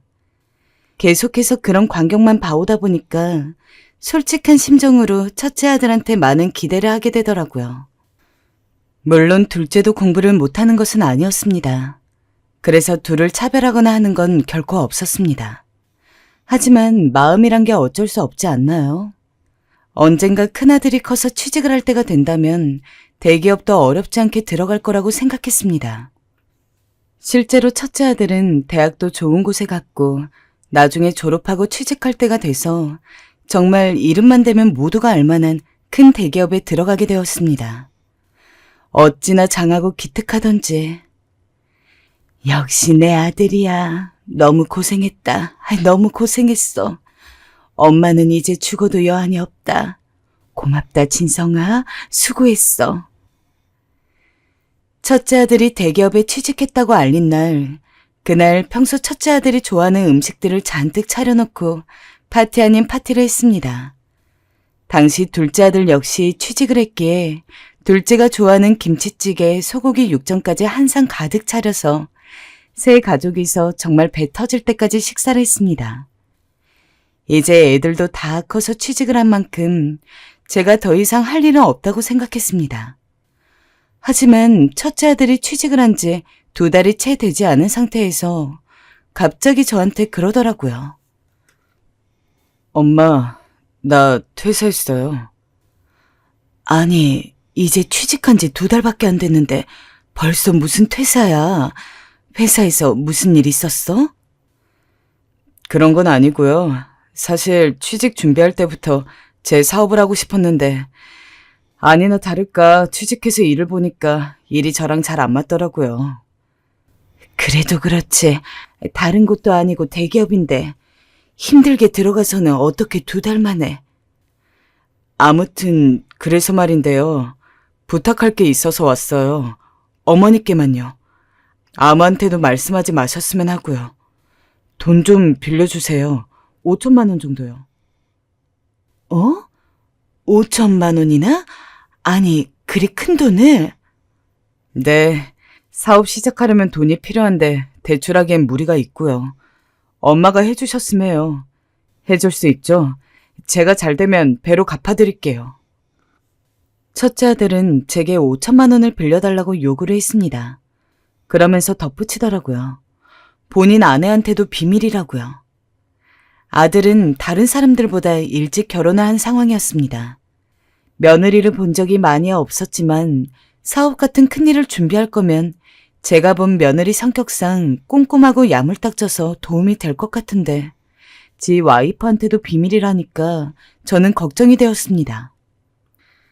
그래도 다른 것도 아니고 사업인데 그거는 며느리한테 이야기를 해야 하지 않겠니? 하지만 아들 말로는 며느리가 사업하는 것을 별로 좋아하지 않는다고 하더라고요. 그래서 하는 수 없이 저한테만 이야기를 하는 거라고. 며느리를 속이는 것 같아서 조금 마음에 걸리기는 했지만 어차피 제 돈을 빌려주는 거니까 큰 상관이 없을 거라고 생각하고 알았다고 했습니다. 그리고 큰아들을 너무 믿었기에 성공을 의심치 않았습니다. 엄마, 지금 일도 못하고 있고 남은 건 이 집 하나야. 잘못되면 큰일 나는 거 알지? 어머님, 걱정하지 마세요. 너무 감사합니다. 제가 성공하고 꼭 배 이상으로 갚을게요. 저만 믿으세요. 싱글벙글한 첫째 아들은 몇 달 동안 그 사업이라는 것을 하는지 엄청 바빠 보였습니다. 연락을 해도 자기 너무 바빠서 통화하기 힘들다고 하고 허나 무소식이 희소식이라고 아들이 잘 일을 하고 있었기 때문에 별다른 문제가 없을 거라고 생각을 했습니다. 그래서 내심 마음을 놓고 있었죠. 하지만 그래서는 안 되었나 봅니다. 그로부터 3달이 더 지난 뒤 며느리에게서 연락이 왔습니다. 어머님, 진성 씨한테 5천만 원 빌려주셨어요? 왜 저한테 말도 안 하셨어요? 맞다. 미안하다, 아가. 너에겐 비밀로 하라 해서 입을 못 열었다. 그런데 무슨 일 있니? 어머니, 그 사람 큰일 났어요. 사업 확장하려고 무리하게 여기저기 알아보다가 사기꾼한테 걸려서 그동안 번 돈까지 다 날려버렸다고요. 그러게 왜 저한테 말씀을 안 하셨어요? 뭐라고? 너무나 충격을 받았습니다. 아들이 망한 것도 망한 거지만 저도 집을 담보로 해서 대출을 해준 거였기 때문에 그 돈을 갚지를 못해서 당장 밖으로 나앉을 상황이었습니다. 제가 돈벌이도 없을 뿐더러 이자도 아들이 내주고 있었거든요. 저도 저지만 아들도 걱정이 되고 앞길이 너무 막막하게 느껴졌어요. 그럼 이래 어쩌면 좋니? 그때 한숨만 푹푹 쉬고 있는 제게 며느리가 어머님, 그럼 저희랑 같이 사는 걸로 해요. 하더군요. 남편 때문에 이렇게 되신 거잖아요. 저희랑 같이 살아요, 어머님. 며느리가 그리 말해준 덕분에 간신히 길거리 노인네 신세를 면할 수 있었습니다.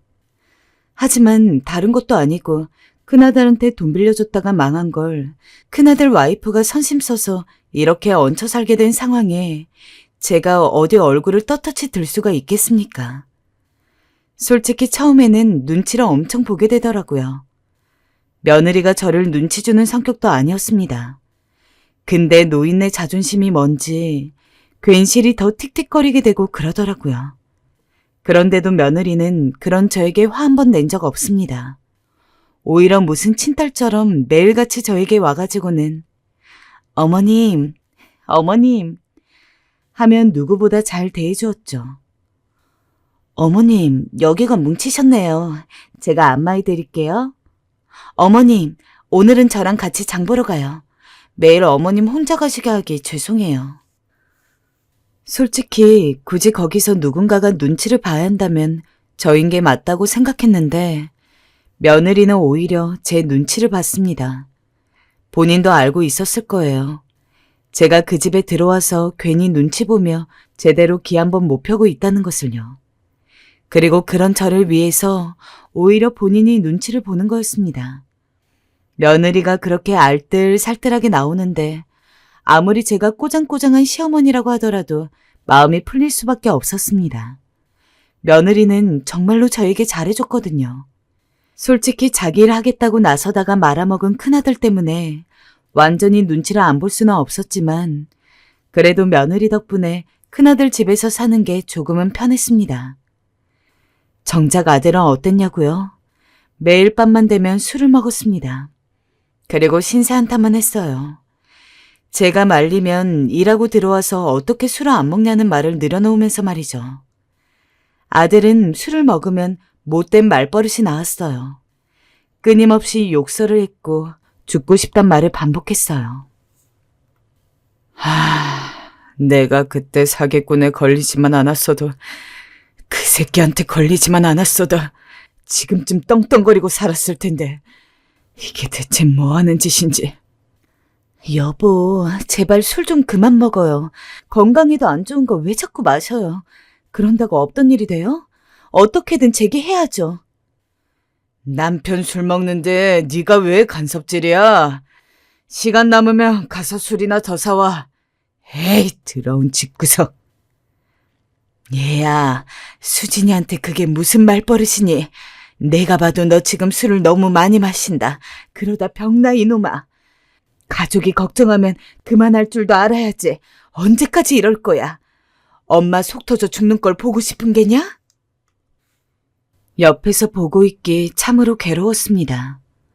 며느리나 아들을 말렸지만 아들은 계속해서 술을 마시러 밖으로 나돌았고 저는 옆에서 말린답시고 말리지만 아들에겐 힘이 없었죠. 허나 그럼에도 불구하고 며느린 저한테 잘했어요. 제가 만약에 며느리였으면 자기 허락도 없이 몰래 사고친 남편 엄마는 꼴도 보기 싫었을 것 같은데 저는 정말 며느리 덕분에 젊을 적에도 못 해봤던 나들이를 수없이 했어요.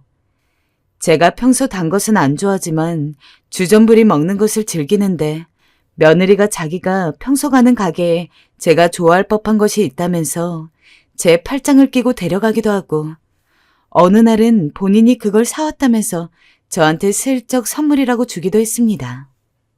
어머님, 맛이 어떠세요? 괜찮구나. 다행이다. 어머님이 좋아하실 줄 알았어요.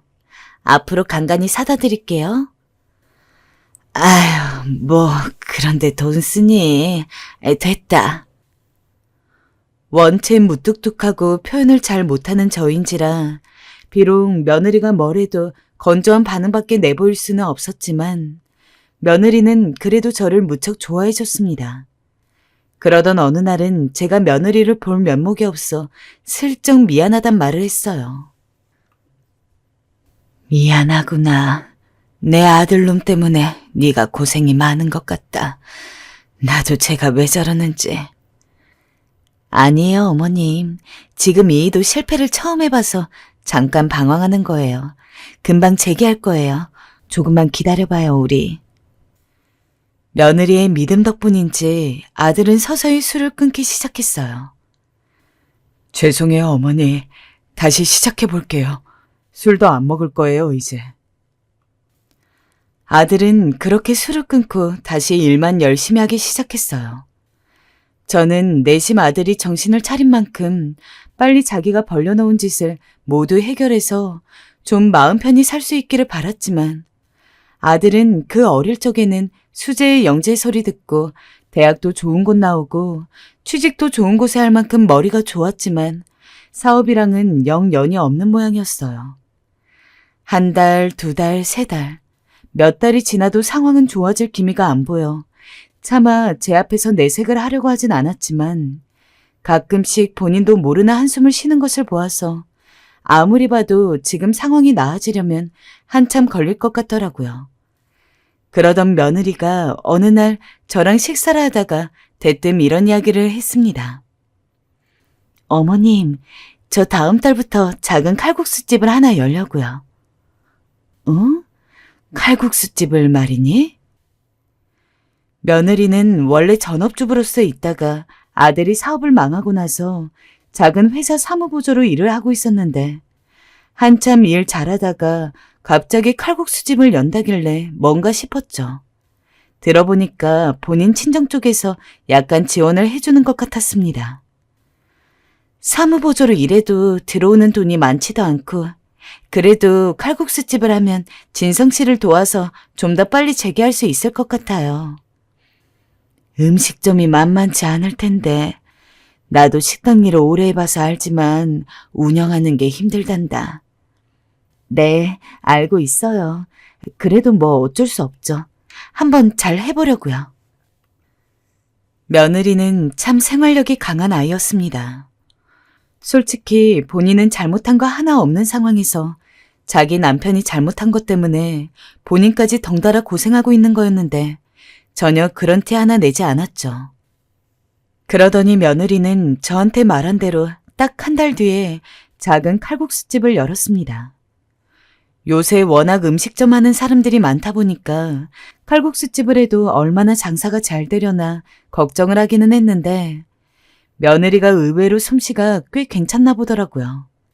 며느리가 차려주는 식사를 먹기는 했지만 그렇다고 해서 특별히 엄청 맛있다거나 장사해도 되겠다는 생각을 해본 적이 없었는데 대충 들어보니까 동네에서 조미료 크게 안 쓰고 맛도 좋고 양도 많고 건강에도 좋다는 소문이 좀 퍼진 모양이었습니다. 그 뒤에 한번 며느리가 와보라고 해서 칼국수를 맛보러 갔었는데 확실히 손맛이 괜찮더라고요. 게다가 처음에는 그렇게 동네에서 소문이 나서 동네 맛집으로 인기가 있다가 나중에는 그 소문이 꽤 여러 지역으로 퍼졌는지 멀리서 온 손님까지 맞이하고 그러느라 며느리는 정말 눈꽃을 새 없이 바빴습니다. 아침 일찍 가게를 열어서는 밤늦게 들어오고는 했죠. 그 정도로 바쁘면 사람을 쓰지 왜 그렇게 미련하게 혼자서 다 하려고 그래? 고생하는 게 안 되어 보이는구나. 얼굴이 너무 피곤해 보인다. 아니에요. 제 가게이니까 사장이 좀 나와 있는 게 좋아요. 그래야 직원들 관리도 되고요. 걱정하지 말고 쉬세요, 어머님. 며느리는 고집을 버리지 않았죠. 뭐 제 가게도 아니고 며느리 가게에서 며느리가 그렇게 하겠다는데 제가 더 뭐라고 하겠습니까? 그리고 확실히 그때의 며느리 선택이 맞았는지 며느리는 거의 10년 사이에 가게 확장을 2번이나 했습니다. 처음에 갔을 때는 딱 동네 가게에 걸맞는 작은 크기였는데 이제는 직원도 10명을 넘게 두고 분점과 관련된 문의까지 있을 정도였죠. 하지만 며느리는 분점을 내고 싶어 하지 않았습니다. 저는 분점을 내면 더 돈 많이 버는 게 확실한데 왜 그러냐고 타박을 하기도 했지만 저도 몸이 하나인데 분점까지 가서 전부 일할 수는 없잖아요.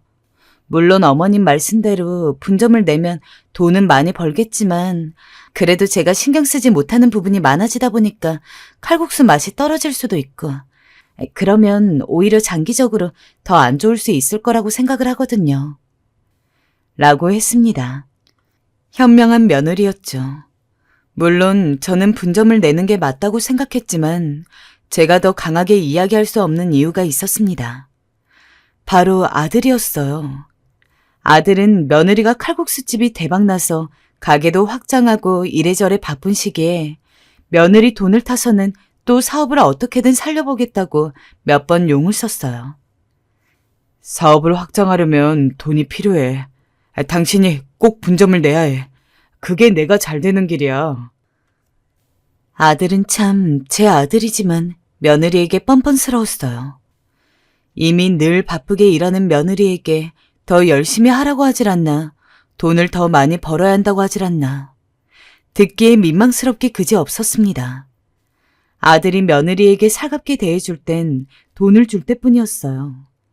그 외엔 늘 예민해 있었고 신경질적이었죠. 엄마, 청소 안 했어요? 내가 방 청소 부탁드렸잖아요.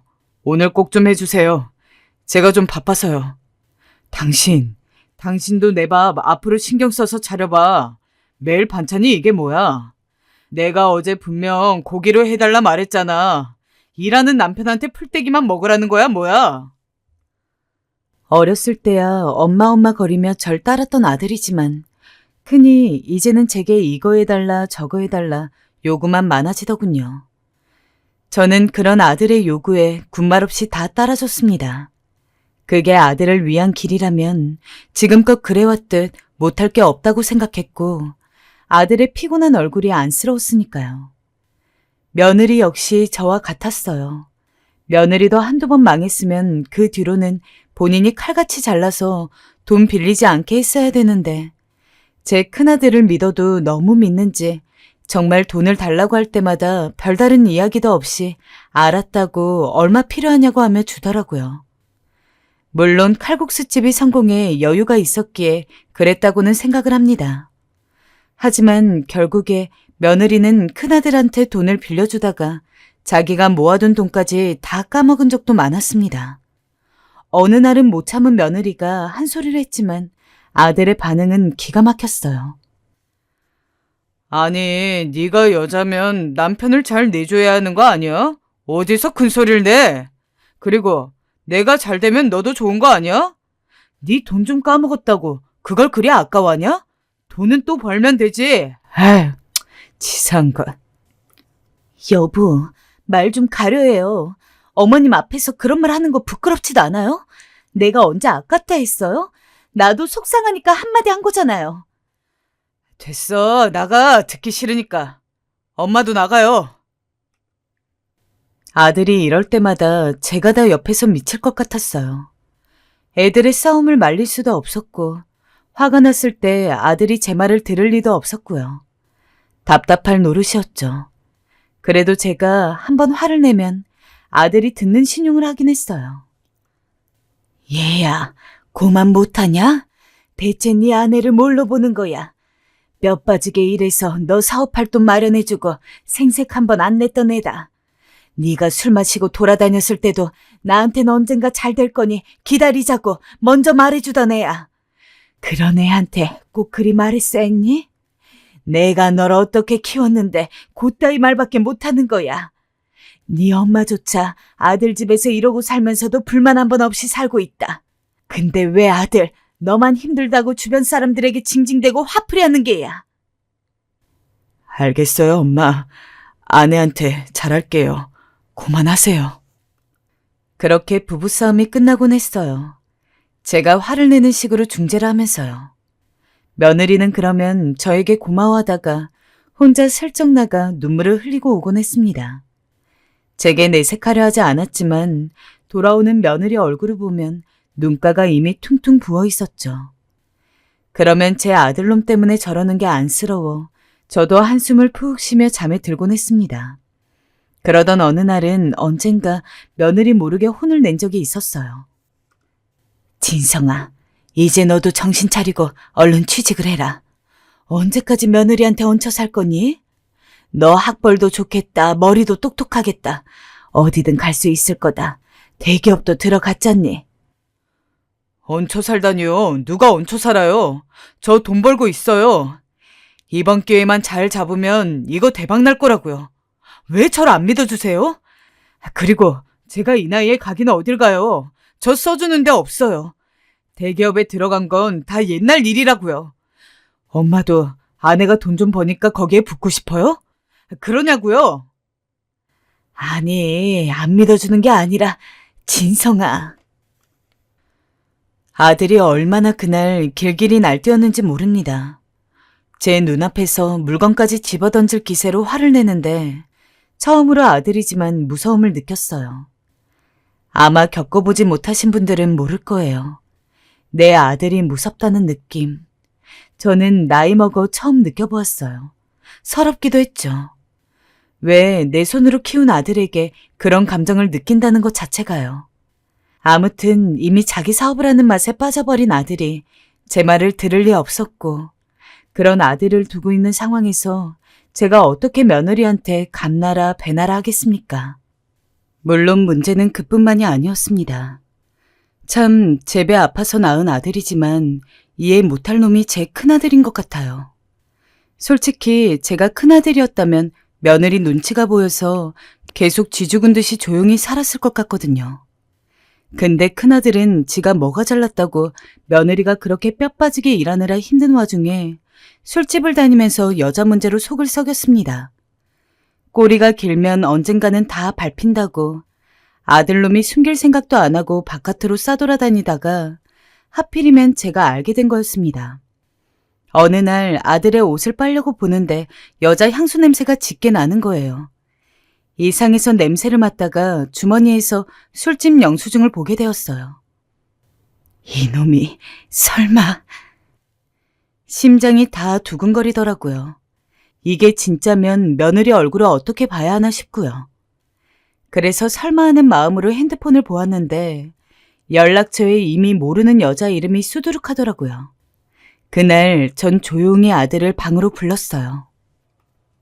얘, 너 바람피니? 이거 뭐니? 너 대체 뭔 짓을 하고 돌아치는 거야? 아, 엄마. 그냥 거래처 사람들이랑 놀러 간 거예요. 신경 쓰지 마요. 이게 신경 안 쓸 일이니? 너 이거 수진이가 알면 어쩌려 그러니? 저번에 보니까 여자애한테 전화까지 걸려오던데. 엄마가 그 전화를 받았어요? 그럼 계속 울리는데 봤지? 받아보니까 웬 젊은 애더만. 너 그 나이 어린 애랑 대체 뭘 하고 다니는 거야, 이놈아? 부끄럽지도 않아? 창피하지도 않냐고. 수진이가 너한테 뭘 잘못했니? 아, 그걸 왜 엄마가 받아요? 엄마, 제발 그러지 좀 마세요. 네? 저한테도 사생활이라는 게 있다고요. 제가 분명 말씀드렸어요. 앞으로 제 주머니 뒤지고 그러지 마세요. 아시겠어요? 아들은 기세등등했어요. 바람피는 걸 걸렸지만 너무 당당했고 그게 마치 뭔 죄냐는 듯 절 보는데 기가 막혀서 말이 안 나오더군요. 어쩜 이럴 수 있는지. 그러면서 제게 앞으로 함부로 주머니 뒤지지 말라, 사생활 침해하지 말라 하는데 어이가 없었습니다. 이 답답한 마음을 어디에다가 토로하겠습니까? 며느리한테 말할 수도 없고 그저 혼자 끙끙 앓을 수밖에 없었죠. 아들은 그 뒤로도 물 만난 고기처럼 활개를 치고 다녔어요. 어느 날은 대놓고 여자 향수 냄새를 뒤집어 쓰고 집에 오는 걸 제가 발견해서 도로 내쫓은 적도 있었습니다. 허나 어차피 들키게 될 걸 왜 그 고생을 한 건지.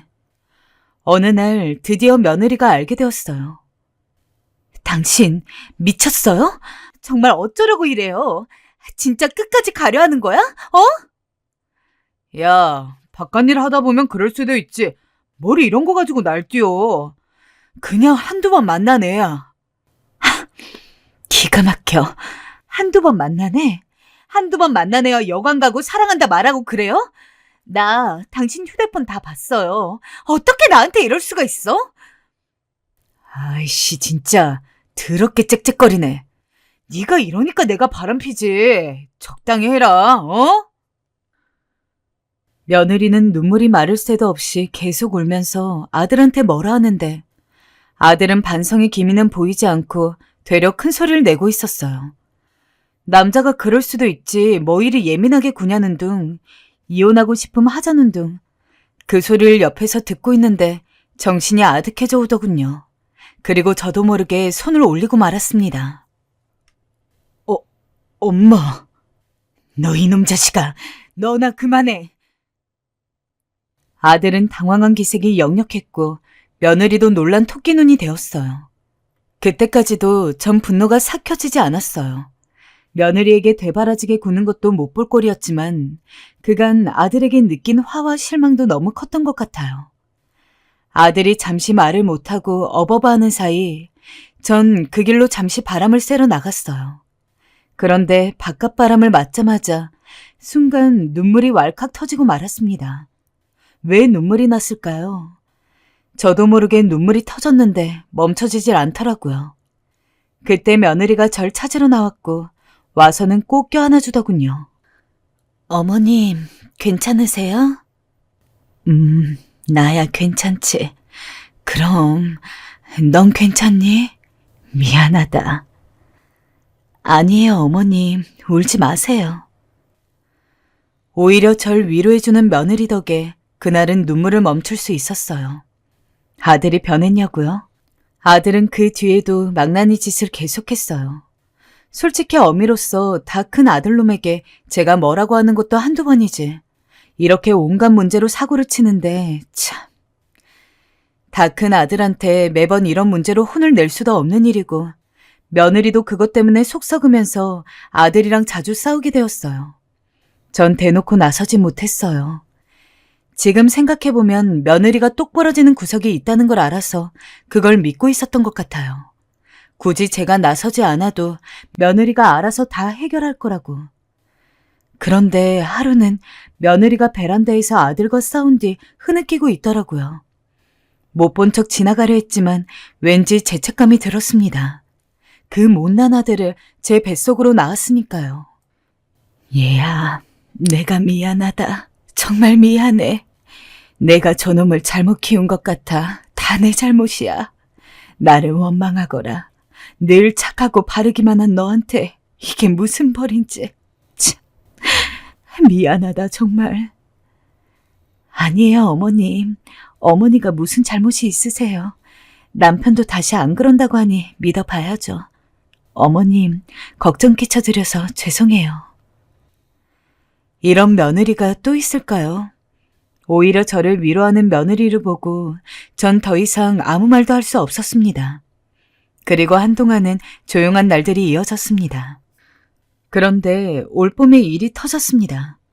저는 여전히 큰아들 집에서 며느리 돈으로 먹고 살고 있었고 큰아들도 이제 더 이상 사업 관련해서 이야기는 안 하고 있었지만 역시나 며느리가 벌어오는 돈으로 집에서 놀고 먹는 중이었습니다. 큰아들네 집에서 오래 살다 보니까 그 동네 또래 할망구들이랑 조금 친해져서 자주 만나고 그랬는데 그 동네 친구들이 돈 모아서 제주도에 놀러 가자고 하더라고요. 마침 저도 제대로 밖에 나가본 지가 손에 꼽았는데 제주도 이야기를 들으니까 바로 가고 싶더라고요. 근데 제가 나이 먹어서 일을 하고 있는 것도 아니고 돈이 없잖아요. 그래서 그냥 별 생각 없이 며느리에게 이야기했습니다. 평소에도 돈 필요할 때 며느리한테 말했으니까요. 이번에 동네에서 알게 된 할망구들이 같이 제주도 좀 가자는데 네가 비행기표 좀 끊어주라. 평소 며느리는 제가 뭘 부탁하던 늘 웃는 얼굴로 알겠어요 어머님 하면서 다 들어주는 성격이었습니다. 그런데 제가 제주도를 보내달라고 하는데 며느리가 그날은 냉랭한 얼굴로 쌩하고 지나가더라고요. 솔직히 기분이 영 좋지는 않았지만 그래도 무슨 사정이 있겠거니 싶어서 이번에는 아들에게 이야기를 했습니다. 엄마, 제가 돈이 있을 것 같아요. 애엄마한테 말하세요. 하지만 아들한테 이야기해도 별 수는 없었죠. 그래서 저는 대충 며느리 기분이 풀렸을 거라고 생각이 들 때 슬쩍 가서 다시 한번 이야기를 꺼냈습니다. 제주도에 꼭 가고 싶은데 돈이 없다. 아들 녀석한테 이야기했더니 너한테 이야기하라고 하지 않느냐. 내가 찾아봤더니 요새 비행기표 얼마 안 하니까 그것만 좀 끊어줘라 라고요. 근데 가만히 제 이야기를 듣고 있던 며느리가 갑자기 제 앞에서 눈물을 뚝뚝 흘렸습니다. 아니, 너 왜 그러니 갑자기? 제가 얼마나 놀랐겠습니까? 당황스러워서 휴지 하나 건네지 못하고 며느리가 눈물을 흘리는 꼴을 계속 보고 있었습니다. 그랬더니 얼마 지나지 않아서 자기의 옷소매로 눈물을 뻑뻑 닦았던 며느리가 여전히 울음기가 가시지 않는 얼굴로 저에게 소리를 쳤습니다. 어머님, 정말 해도 해도 너무하시네요. 어머님, 저희 집에서 산 이후로 지금껏 10년 동안 용돈 안 드린 적 있어요? 이쯤 되면 식당 와서 한 번이라도 좋으니 일손도 거들어주고 해야 하는 거 아닌가요? 지금 가게도 힘든데 어머니만 팔자 좋게 여행이라뇨. 솔직히 어머님, 10년 동안 밥만 축 내시고 한 번이라도 제 일 도와줘 보셨어요? 어머님이 아들을 저렇게 망나니로 키웠으면 제발 눈치 좀 있으세요. 며느리 가게가 잘 되고 있기는 했지만 예전처럼 장사가 잘 안 된다고 고민하고 있는 건 알고 있었습니다. 하지만 그래도 매일같이 꾸준히 가게 나가서 일을 하고 늦게까지 들어오길래 그냥 말만 그렇게 하는 거고 실제로는 그렇게까지 큰 타격이 없을 거라고 저는 생각을 하고 있었습니다. 저한테 주는 용돈이 변하지도 않았고 며느리가 집에 와서 하는 행동을 보면 그렇게 고민이 있는 사람인 것 같지가 않았거든요. 그래서 저도 조금 편하게 제주도에 대해서 얘기를 꺼냈던 건데 설마 며느리가 그렇게까지 눈물을 흘리며 저한테 뭐라고 할 줄은 몰랐습니다. 평생 화내는 꼴을 못 봤던 며느리인데 저한테 이렇게까지 분노를 내보일 줄은. 그날 이후 저는 큰 충격을 먹고 식음을 전폐하다 방에 누워서 안 나왔습니다. 제가 나이를 한두 살 먹은 것도 아니고 다 늙어서는 너무 서럽더라고요. 이게 돈 없고 능력 없는 아들 둔 서름인가 싶고 그렇다고 성질대로 집을 나가자니 갈 곳도 없다는 게 큰 문제였습니다. 지금껏 이렇게까지 제 자신이 한심했던 적이 없는데 며느리 큰 소리에 아무 말도 못하고 기껏해야 이렇게 방에 틀어박혀서 시위나 하는 것이 제가 할 수 있는 유일한 일이란 게 그 어느 때보다도 화가 나고 스스로가 한심하더라고요. 그나마 며칠 뒤에 며느리가 자기가 너무 잘못했다고 어머니한테 그렇게 화를 냈으면 안 됐는데 순간 분노를 참을 수가 없어서 터진 거라고 사과를 하더군요. 어머님, 정말로 너무 죄송해요. 제가 잠깐 미쳤었나 봐요. 정말 죄송해요. 용서해 주세요, 어머님. 며느리 마음 이해 못하는 거 아닙니다. 저도 그때는 성질 좀 죽이고 앞으로는 그냥 그러지 말라는 식으로 하고 넘어갔어야 됐는데 그때는 안 그래도 서러운 와중에 며느리가 먼저 사과를 하니까 왠지 모르게 기고만장해져가지고는 며느리한테 오히려 소리를 질렀습니다. 너 힘든 거 몰라줘서 미안하다. 그리고 10년 동안 밥만 축내고 일손 못 도와줘서 미안하고 근데 아무리 아들이 못났다고 해서 어른에게 그런 막말을 해야 네 속이 시원했니? 너도 늙어봐라. 남는 건 자존심밖에 없어. 그런데 넌 내 자존심을 갈기갈기 찢어놨다. 미안하지만 꼴도 보기 싫으니까 가라. 며느리는 몇 번 더 저에게 사과를 하려고 했지만 저는 받아주지 않았습니다. 그때 정말 며느리한테 나쁜 말 많이 했어요. 네가 지금 가게 조금 잘 된다고 해서 다 늙은 시어머니한테 유세를 부리냐. 아무리 화가 나도 그렇지 그냥 안 되면 안 된다고 하면 될 것을 뭘 잘났다고 그렇게 따박따박 소리를 지르느냐. 그 뒤에도 한 번 정도 며느리가 또 찾아왔었는데 제가 그때도 일부러 모른 척하면서 며느리를 받아주지 않았어요. 지금 생각해보면 그때라도 받아줬어야 했는데 그 이후로 냉전 아닌 냉전이 2달째 이어졌습니다.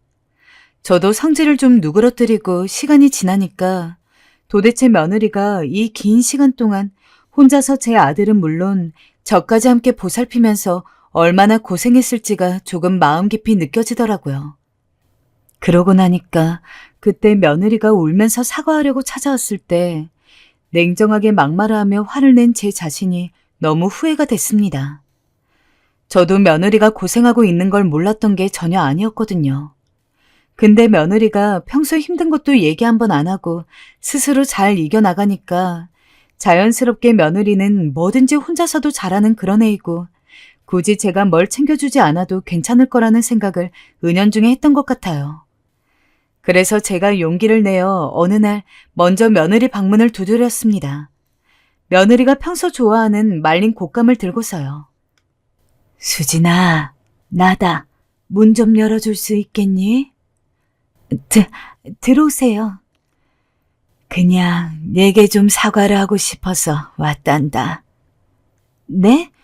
어머니가 왜? 그간 많이 반성했단다. 돌이켜 생각해보면 내 아들 때문에 네가 고생이 좀 많았니? 정말 안 해도 될 고생을 그리 많이 했는데 네 말 한마디에 내가 삐지고 토라진 게 참으로 속이 좁았던 것 같구나. 정말 내가 전에 말한 대로 늙으면 자존심만 남아서 괜히 내가 너한테 더 뻗대고 그랬던 것 같다. 그간 내가 너무 무심했어. 네가 그리 식당에서 고생하는 줄도 모르고 무뚝뚝하게 굴기만 했어. 지금이라도 날 좀 받아줄 수 없겠니? 어머님. 그런데 순간 제 말이 끝나자마자 며느리는 눈물을 왈칵 터뜨렸고 저를 꼭 껴안았어요. 어머님, 그 말이 듣고 싶었어요. 저한테 먼저 손 내밀어 주셔서 감사합니다. 며느리 말을 듣는데 제가 왜 눈물이 나는지 저도 그만 울면서 며느리를 품에 안았어요. 지금까지 며느리가 그저 건강하고 강한 아이라고만 생각하고 있었는데 막상 아느니 자꾸 말랐더군요. 아마도 제 아들놈 때문에 고생하느라 그리 된 거였겠죠. 또 무심했던 저 때문이기도 하고요. 다행히 그날 이후 저와 며느린 전보다 더할 나위 없이 가까운 사이가 되었습니다. 저는 가끔 나가 며느리 식당 일을 도와주기도 하고요. 며느린 힘들다고 돌아가시라고 손살을 치기도 하지만 그래도 며느리 얼굴 보러 나온 셈 치고 계산대에 앉아 있답니다. 며느리 마음을 알고 나니 오히려 더 돈독해졌으니 참으로 다행이죠.